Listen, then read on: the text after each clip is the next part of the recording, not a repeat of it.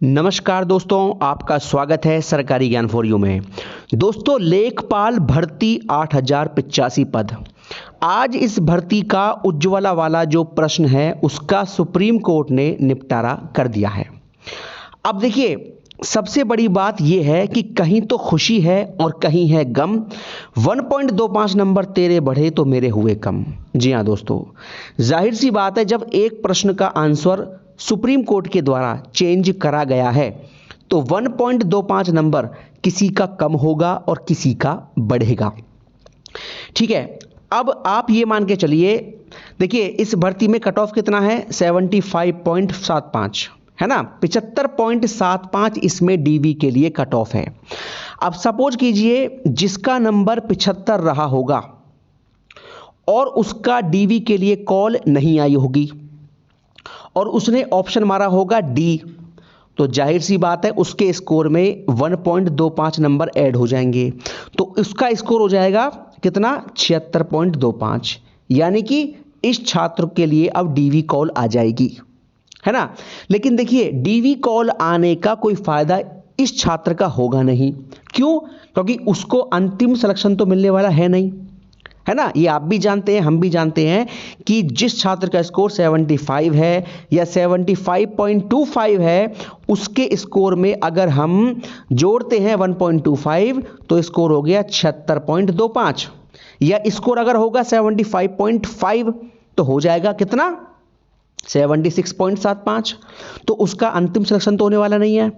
और जिस छात्र का स्कोर कितना होगा, 76 होगा या 76.25 होगा और उसने ऑप्शन लगाया होगा क्या, ए, यानी कि उसका ऑलरेडी ये सवाल सही था लेकिन अब इसका गलत हो गया डी आंसर होने की वजह से, तो इसके स्कोर में 1.25 की गिरावट हो जाएगी। तो इसका स्कोर हो जाएगा अब 75, है ना। तो इसको अब बाहर कर दिया जाएगा। तो इसका मतलब इसका सिलेक्शन पहले भी नहीं होता और ना ही अब होगा। तो देखिए, 1.25 नंबर बढ़ने और घटने का आखिरकार फायदा किसको होगा, नुकसान किसको होगा? जो बिल्कुल डीवी कट ऑफ के आसपास थे पहले या अब, उनमें से किसी भी छात्र को इस क्वेश्चन के घटने बढ़ने का कोई लाभ नहीं होने वाला। तो नुकसान और फायदा होने वाला किसको है वो आपको बता दूं मैं। देखिए, जो छात्र पहले से अच्छी कंडीशन में है, पहले से वो छात्र गुड कंडीशन में है और उसका 1.25 नंबर कम हो गया, तो ये छात्र जो है खराब कंडीशन में आ सकता है। नुकसान इस छात्र का हो सकता है, ये छात्र सिलेक्शन से बाहर हो सकता है।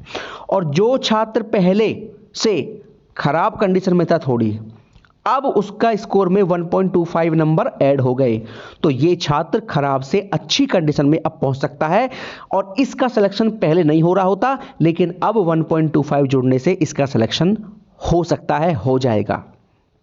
ठीक है, तो केवल और केवल फर्क उन छात्रों को ही पड़ेगा जो ऑलरेडी डीवी करवा रहे हैं। मेन पॉइंट ये है। और जिनका ऑलरेडी डीवी कट ऑफ से ऊपर स्कोर है, केवल वही छात्रों को फर्क पड़ेगा 1.25 घटने का और बढ़ने का। भाई सीधी सी बात है, आयोग ने इसका आंसर दिया हुआ था ए। अब जिन्होंने ए मारा था वो तो ऑलरेडी अपना 1.25 ऐड करके चल रहे हैं। अब जिन्होंने डी मारा है वो अपना 1.25 माइनस करके चल रहे हैं। लेकिन सुप्रीम कोर्ट का फैसला आने के बाद अब इसका आंसर डी हो जाएगा।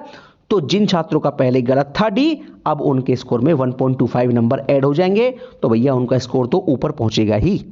और एक एक नंबर की लड़ाई होती है दोस्तों, और यहां तो भैया 0.25 की लड़ाई है।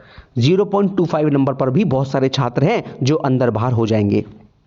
तो आपको मैंने बता दिया पूरा गणित क्या है। जो पहले से अच्छी कंडीशन में है तो वो और थोड़ा सा खराब में पहुंच सकते हैं, और जो पहले से खराब में है वो थोड़ा अच्छे में पहुंच सकते हैं। और जिनका पहले से ही आंसर गलत है वो पहले से ही अच्छी कंडीशन में है तो वो और अच्छी में पहुंच जाएंगे, है ना। तो भैया सीधी सी बात है, किसी को नुकसान हुआ, किसी को फायदा हुआ। बाकी आप समझदार हैं, पूरा मैंने इसका विश्लेषण कर दिया है। और बाकी उम्मीद करते हैं कि यूपीएससी इसके परिणाम पर अब कोई रुकावट नहीं करेगा और अब ये भर्ती बिल्कुल तीर की तरह आगे बढ़ेगी।